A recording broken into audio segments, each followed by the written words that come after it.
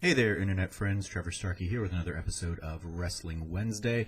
Normally I would do like a recap of what happened at the Greatest Royal Rumble, but it was kind of a bleh show, so it happened.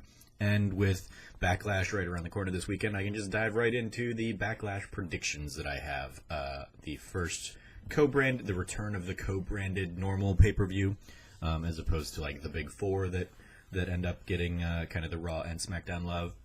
We're seeing kind of the plan moving forward is that every pay-per-view is going to be co-branded again, meaning that we're going to get a handful of Raw matches, a handful of SmackDown matches, and like mid-carders aren't going to get any time on the pay-per-views. So yay! Anyway, up first on the card, I have the United States Championship match: Jeff Hardy versus Randy Orton. Who did I predict on this one? I think I'm going to go with Jeff Hardy retaining. I gotta pull up my actual list of predictions here. I have Jeff Hardy retaining on that.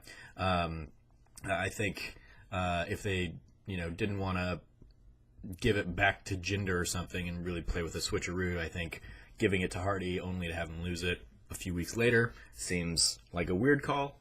Especially, I guess that's exactly what they did with Orton. But like throwing it back on Orton seems weird. Go ahead, let Jeff have the reign for a little bit longer. So Jeff Hardy will retain with the United States Championship. Up next, Strowman and Bobby Lashley versus Sami Zayn and Kevin Owens. I think pretty much if Strowman and a 10-year-old kid could beat a tag team, I think Strowman and Bobby Lashley will win on this one. I don't think Zayn and Owens will really get the win on that. But I mean, maybe they go unhanded. But I'm predicting Strowman. Daniel Bryan versus Big Cass. I imagine because he's getting like the return pop, Big Cass will win, and it'll ruffle some feathers that Daniel Bryan loses. But I don't see Daniel Bryan. They gave Daniel Bryan the honor of now having held his own the longest in any Royal Rumble match at the Greatest Royal Rumble with like 65 plus minutes. So I figure that's kind of their consolation prize to him to put him up in this feud with Big Cass. SmackDown Women's Championship between Carmella and Charlotte Flair. I have Carmella retaining, probably through some like mischievous stuff. Maybe the Iconics interfere. So maybe Carmella doesn't win, but she retains. I'm gonna go ahead and just give her the win though. The Raw Women's side of things, Nia Jax versus Alexa Bliss. I have Nia Jax going over, retaining here as well.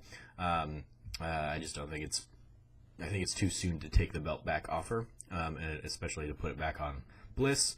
Let Jax hold it for a little bit longer. Intercontinental title between Seth Rollins and The Miz.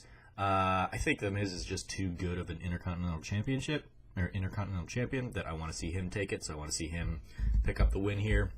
I wanted to see it at the Greatest Royal Rumble. They didn't do it. Maybe they'll do it here.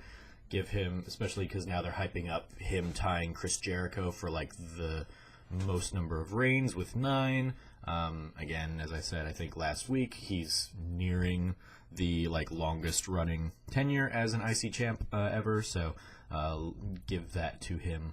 But then I mean, like that would put both mid belts on SmackDown. So I don't know. They got to figure something else out there. But I'm gonna go ahead and give it to Miz because it just seems weird to not have him on the same show as the Intercontinental title for a time. There we go.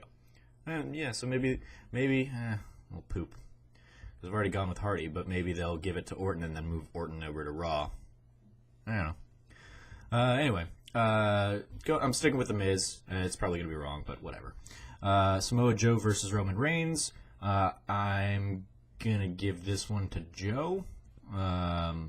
Which is, foolish because unless Brock Lesnar is involved, you typically don't vote against Roman Reigns. But, I'm going to give it to Joe. I think he's been hot on the mic, and maybe they'll reward him with that.